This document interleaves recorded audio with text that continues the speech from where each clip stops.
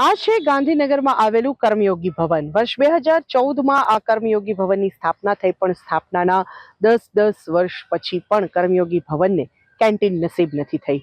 જોકે આ હકીકત સંદર્ભે TV13 ગુજરાતીએ 5 મહિના પહેલા એક સ્ટોરી બનાવી અને સ્ટોરીના એ સમાચારના પડઘા રૂપે આજે કર્મયોગી ભવન ખાતે બ્લોક નંબર 2માં એક કેન્ટીન શરૂ થઈ ચૂકી છે, જેનો લાભ કર્મયોગી ભવન ખાતે આવતા રેગ્યુલર સ્ટાફ સહિતના હજારો કર્મચારીઓ ઉઠાવી રહ્યા છે. ગાંધીનગર સ્થિત કર્મયોગી ભવનમાં અલગ અલગ 3 બિલ્ડિંગ આવેલા છે, જેમાં બ્લોક નંબર 1 અને 2 સંપૂર્ણપણે કાર્યરત છે, જ્યારે બ્લોક નંબર 3 1 વર્ષ પહેલાથી અંશતઃ વપરાશમાં છે.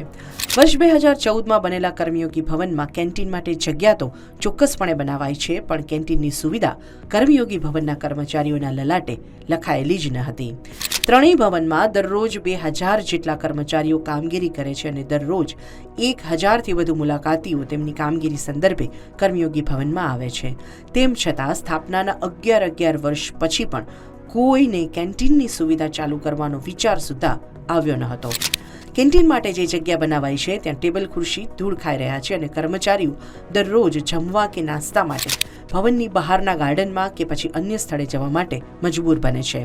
બ્લોક નંબર 2માં તો ગ્રાઉન્ડ ફ્લોર પર મુકાયેલા સાઇન બોર્ડમાં કેન્ટીન 3જા માળે હોવાનો ઉલ્લેખ કરાયેલો છે, પણ 3જા માળે પહોંચો તો અત્યાર સુધી કેન્ટીનને તાળા અને અંદર ધૂળ ખાતા ટેબલ ખુરશી જોવા મળતા હતા.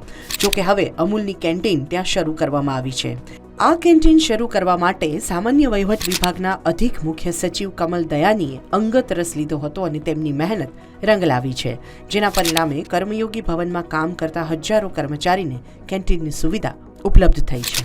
કર્મયોગી ભવન ખાતે વિવિધ સરકારી કચેરીઓ આવેલી છે, ત્યારે દરરોજ કામગીરી અર્થે આવતા મુલાકાતીઓ ઉપરાંત રેગ્યુલર સ્ટાફને પણ હવે આ કેન્ટીનનો લાભ મળતો થયો છે. જોકે કર્મયોગી ભવનના બ્લોક નંબર 1 ખાતે કેન્ટીનની બહાર હજુ પણ અલીગઢી તાળું લટકતું જોવા મળે છે. કેમેરામેન રાહુલ જાદવ સાથે સોનલ અનડકર, TV13 ગાંધીનગર.